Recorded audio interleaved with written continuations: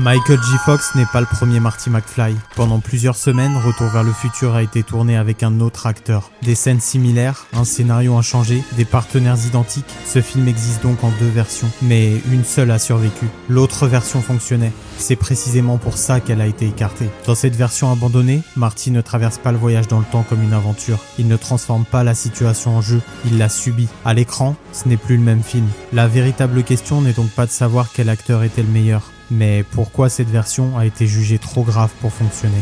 L'acteur qui jouait Marty McFly s'appelait Eric Stoltz. En 1985, il n'est pas un inconnu. Il vient de terminer Mask, un film dans lequel il joue un adolescent atteint d'une malformation faciale sévère. Sa performance lui vaut les éloges de la critique. Il est jeune, il est sérieux, il est considéré comme l'une des promesses les plus solides de sa génération. C'est précisément pour ça qu'il est choisi pour incarner Marty McFly. Zemeckis le veut et les producteurs le veulent. Le tournage commence. Puis 5 semaines plus tard, tout s'arrête. La version officielle tient en une phrase. Stoltz n'était pas le bon choix.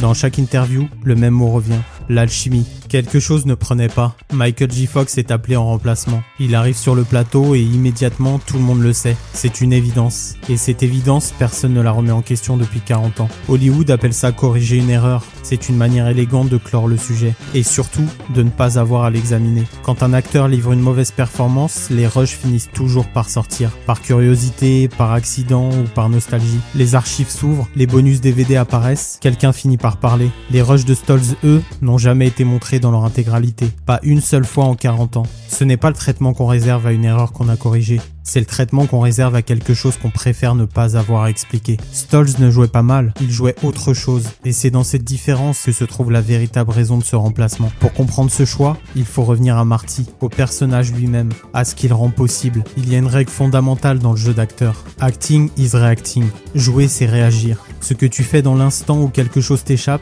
dans l'instant où la situation te dépasse, c'est là que le personnage existe vraiment. Marty McFly est entièrement construit sur ce principe. C'est un personnage qui ne contrôle rien, il traverse les événements et se contente d'y réagir. C'est précisément cette passivité qui rend le film possible. L'humour de Retour vers le futur ne provient pas de ce que traverse Marty. Objectivement, rien de ce qu'il vit n'est drôle. Il ne s'agit pas de divertissement, mais d'un enjeu de survie. Ce qui est drôle, c'est la réaction de Marty face à tout ça. Personne n'a jamais voyagé dans le temps. Personne ne connaît la sensation d'atterrir 30 ans dans le passé, de voir sa propre mère avoir 16 ans, de réaliser que son existence entière dépend d'un baiser qui n'a pas encore eu lieu. Cette situation est totalement étrangère à toute expérience humaine réelle. Pour qu'un film fonctionne dans ces conditions, il faut qu'un personnage serve de pont, quelqu'un dont la réaction soit suffisamment universelle pour que le spectateur s'y reconnaisse immédiatement. Fox se construit ce pont par l'extériorisation. Son Marty déborde, il panique, il s'agite, il réagit de façon disproportionnée, et dans cette disproportion, quelque chose de profondément humain apparaît. On reconnaît cet homme qui fait face à l'absurde en refusant de le laisser gagner, qui transforme le chaos en jeu parce que c'est la seule façon de survivre. C'est l'un des messages les plus profonds du film. Stoltz incarne l'autre réponse possible, celle qui est tout aussi humaine, tout aussi vraie,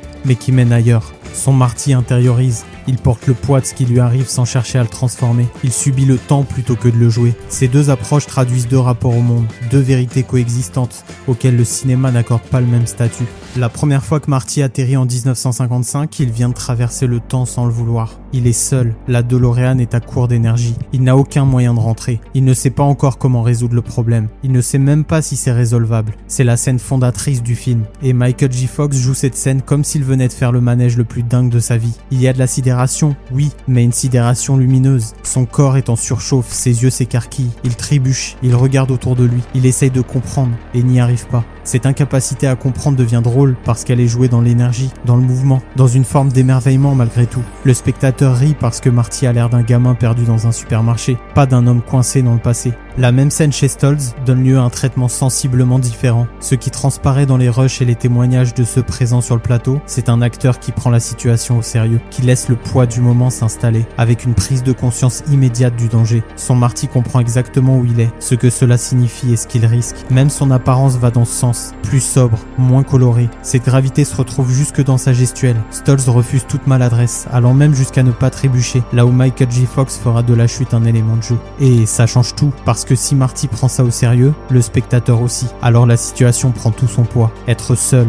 en 1955, sans retour garanti, sans personne à qui parler, sans personne pour comprendre, ce n'est déjà plus vraiment une aventure. Dans une comédie, la menace doit être encadrée. Le spectateur doit pouvoir sentir que le danger est réel, sinon il n'y a pas d'enjeu. Mais il ne doit jamais vraiment croire que ça va mal tourner. Il doit rester dans une zone de confort émotionnel, tendu mais rassuré, inquiet mais jamais vraiment effrayé. Biff Tannen fonctionne exactement comme ça dans la version que tout le monde connaît. C'est une brute, il est menaçant, mais il est également ridicule. Il y a quelque chose de presque cartoonesque dans sa façon d'occuper l'espace, dans ses répliques, dans ses échecs répétés. Il est dangereux dans le cadre du film, mais le film lui-même nous dit constamment qu'on peut s'en sortir. Et Marty, le Marty de Fox, joue face à lui en restant dans cette logique. Il a peur, mais cette peur est légère. Elle est pensée pour inquiéter, jamais pour heurter. Le Marty de Stolz, lui, prenait la menace de Biff pour ce qu'elle était réellement si l'on lit le script sans filtre comique. Un homme adulte, violent, qui s'en prend physiquement à un adolescent. Sur le plateau, les témoignages évoquent des scènes d'une intensité inattendue, sans surjeu ni artifice, mais juste un acteur qui refuse de minimiser ce que son personnage est en train de vivre. Résultat,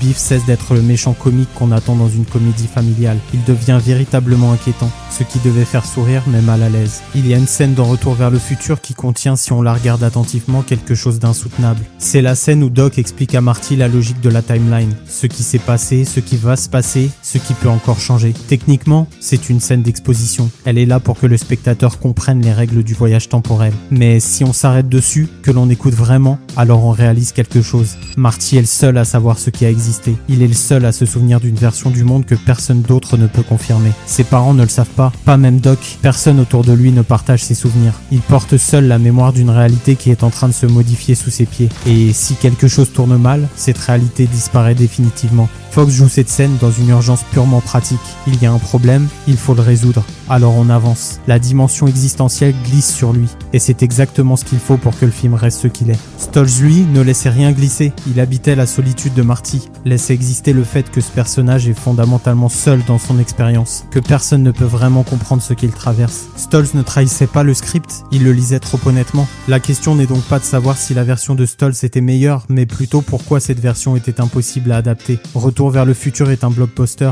et un blockbuster obéit à des règles qui n'ont rien d'artistique. Il doit remplir des salles, satisfaire un studio, répondre à des impératifs de production. Il doit produire une expérience précise, 2 heures durant lesquelles le spectateur se sente bien. En 1985, la tension est permise, mais jamais l'inconfort durable dans le cadre d'un film grand public. Une issue rassurante et le retour du héros sont indispensables. C'est un contrat émotionnel que la version de Stolz brisait avec une justesse troublante. Zemeckis et Gale n'ont pas remplacé Stolz parce qu'il jouait mal, ils l'ont remplacé parce que le film qu'il était en train de faire ne correspondait pas au film qu'ils avaient besoin de livrer. Les délais, les attentes des producteurs, la logique du marché, tout convergeait vers la même conclusion. Cette version-là ne pouvait pas sortir en salle telle quelle. Le film a été abandonné certes, mais les rushs, eux, existent toujours. Pourquoi ne les a-t-on jamais vus ? Eh bien, par respect sans doute. Stolz n'a jamais réclamé cette version. Il a tourné la page avec une discrétion remarquable pour quelqu'un qui a vécu une expérience aussi singulière. Montrer ces images sans son accord serait une forme de trahison. Ce serait aussi un aveu d'embarras. Pour le studio, pour les réalisateurs, pour tous ceux qui ont pris cette décision.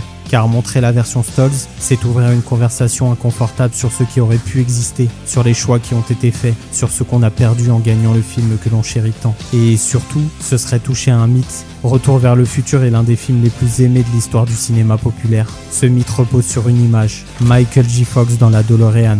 La fissurer même partiellement, c'est prendre un risque que personne n'est prêt à assumer. Alors la version Stolz reste là où elle est, invisible, intacte, peut-être pour toujours.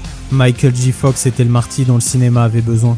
Eric Stolz était le Marty que le cinéma ne pouvait pas assumer. Il n'a jamais été question de talent, mais plutôt de vision, de choix. Un choix sur ce que le cinéma populaire autorise à ressentir, sur les émotions qu'il est prêt à provoquer et celles qu'il préfère enfouir. Le Marty de Stolz appartient à une tragédie silencieuse, un personnage seul face au temps, à la perte et à l'impossibilité de réparer quoi que ce soit. Il ne tend pas la main au spectateur, il ne promet rien. Il oblige à regarder le passé comme un poids, non comme un terrain de jeu. Celui de Fox au contraire avance avec une énergie presque insolente. Même perdu, même menacé d'effacement, il reste porteur d'une joie fragile, d'un élan vital. Il ne refuse pas le chaos, il le traverse. Retour vers le futur ne nous apprend pas à endurer le temps, mais à jouer avec lui. L'angoisse du passé et de l'avenir y est métamorphosée, rendue légère, malléable. presque ludique. Là où la gravité paralyse, le divertissement met en mouvement. C'est sans doute pour cela que cette version a gagné. Parce que le cinéma populaire ne veut pas seulement refléter nos peurs, il veut nous donner l'illusion qu'un sourire, qu'une course, qu'une guitare mal accordée peuvent suffire à les désarmer. Retour vers le futur est un grand film, mais quelque part, dans des boîtes, existe un autre film. Un film qui pose une question que l'on n'a jamais vraiment voulu entendre. Et si cette fois, on avait laissé Marty souffrir? Finalement, on ne change pas le monde en remontant le temps, mais en apprenant à le regarder différemment. Et ce, même quand ce monde a le goût d'une canette de Pepsi tiède.